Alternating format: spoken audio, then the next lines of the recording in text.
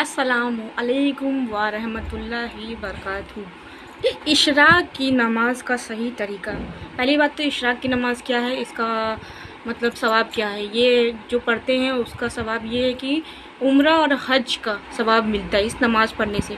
और ये सिर्फ 2 रकात होता है। और इसका पढ़ने का सही तरीका, सही टाइम ये है कि फ़जर की नमाज़ पढ़ने के बाद जहाँ फ़जर की नमाज़ पढ़ लिए, जिस जगह पे पढ़ते हैं वहाँ पे पढ़ लिए, वहीं पे बैठना है। आपको इधर उधर नहीं जाना है, ना सोना है ना बैठना है। आपको वहीं पे बैठ के इबादत करते रहना है, ठीक है, फ़जर की नमाज़ पढ़ने के बाद।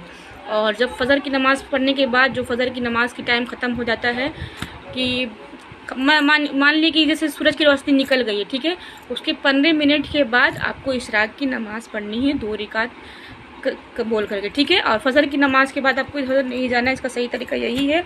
और इसका सवाब ये है कि उम्रा और हज की सवाब इससे मिलती है इस नमाज के ज़रिया। तो बहुत खूबसूरत बात है। और इस नमाज़ को कोशिश कीजिए कि फ़जर की नमाज़ के बाद अपनी जहाँ इबादत करते हैं वहाँ पे बैठ करके पढ़ने की कोशिश कीजिए, ठीक है।